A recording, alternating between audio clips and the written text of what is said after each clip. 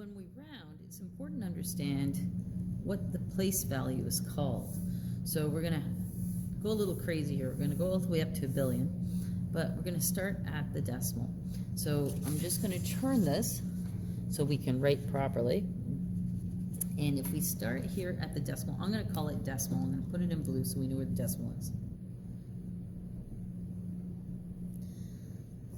So the one right beside the decimal, so it would be numbers from 0 to 9, like 3, 10, not 10, 3, 4, 5, okay? Those are in the ones place. Next, if you have 2 away from the decimal, that's called the tens. After the tens, we have the hundreds.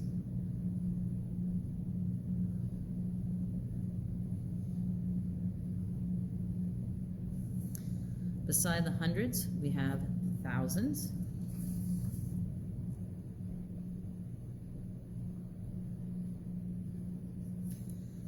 After the thousands, it's 10,000.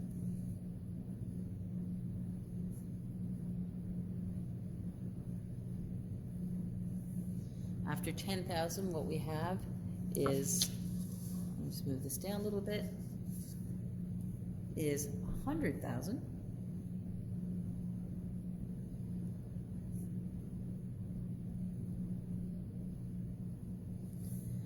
After 100,000 is 1 million, then 10 million,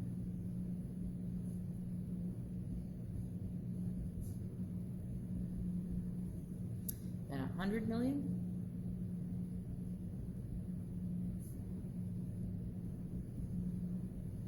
and then finally 1 billion. So when we start at the decimal, we have the ones, tens, hundreds, thousands, 10,000, 100,000, million, 10 million, 100 million, billion, and it keeps going. We're not going to get that high. But sometimes we round to, say, 2 decimal places, and it's important to understand what these are called. And a lot of times we use 10 because that's money. If you had $3.53, well, the 53 cents is 2 decimal places. But let's talk about these ones now. So if you have 1 decimal place, that's called the tenths.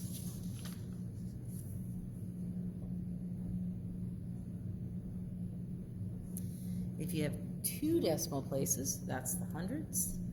And the difference is we're putting this TH on. We didn't have the TH up here.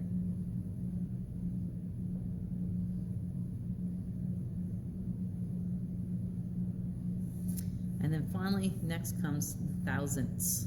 And you have to put that THS on the end.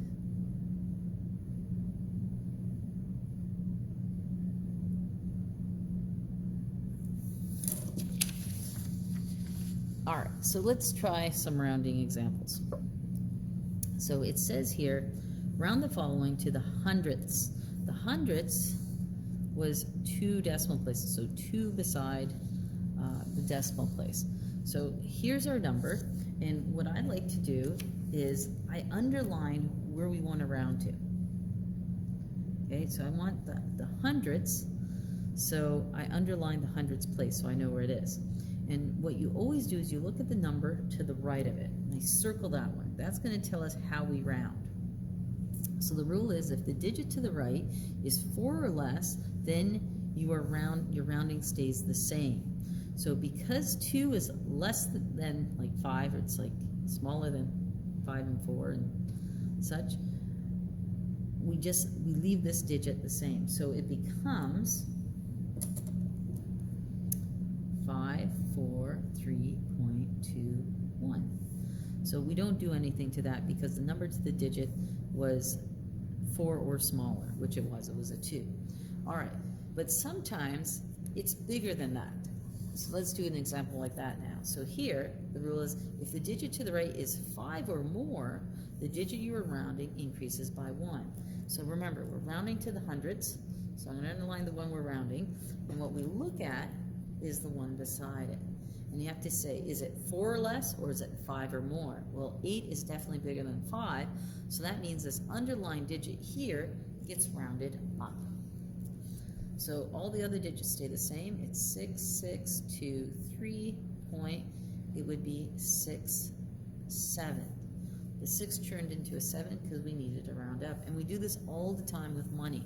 Because in money, the smallest we can go is a penny. All right. Now sometimes it says we have a 9. And, well, what does 9 round up to? Well, it rounds up to 10. So it says if a 9 is rounded up, then it rounds the number to its left up and becomes a 0. So let's try this one. So again, we're rounding to the hundredths. That's the place where the 9 is. We look to the right, and if it's 5 or more, we have to round up. So we have to look at this 9 and realize, oh, we need to round that up. And sometimes it's better to look at it as a unit. So if I'm rounding this up one, well, instead of 89, it becomes 90.